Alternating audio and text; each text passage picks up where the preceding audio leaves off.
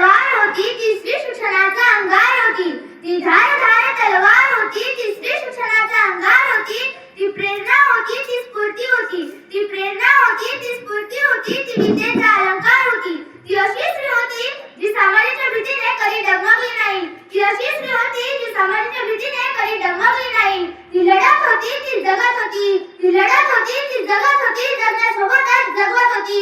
लाखो हजार स्त्रियांचं ती भविष्य घडवत होती. ही आशा होती ती भाषा होती. ही आशा होती ती भाषा होती. ती नवपर्वाची दिशा होती. ही स्त्रीचा सन्मान होती.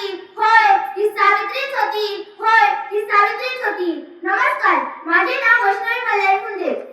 स्त्री शिक्षणाचा वसा घेऊन स्त्रियांसाठी आणि समाजासाठी एक आदर्श ठरलेल्या सावित्रीबाई फुले यांची आज जयंती. सावित्रीबाई फुले यांनी जो स्त्री शिक्षणासाठी जो लढा दिला तो आज इतिहासाच्या पानांवर सोनेरी अक्षरांनी कोरला गेला आहे. सावित्रीबाई फुले यांचा जन्म 3 जानेवारी 1831 रोजी सातारा जिल्ह्यातील नायगाव या गावी झाला. त्यांच्या आईचे नाव लक्ष्मीबाई तर त्यांच्या वडिलांचे नाव खंडोली नरसे पाटील असे होते.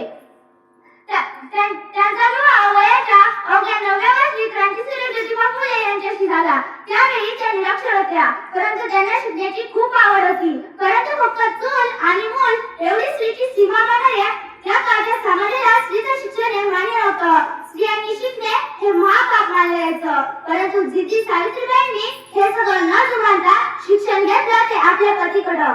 सावित्री, तुझ्या लेकीच्या पंखात आजही आकाशात झेपवण्याचे बळ आहे. सावित्री, तुझ्या लेकीच्या पंखात आजही आकाशात झेपवण्याचे बळ आहे. तू केलेल्या ज्ञानदानाच्या कार्याचे फळ आहे. तू केलेल्या ज्ञानदानाच्या कार्याचे फळ आहे.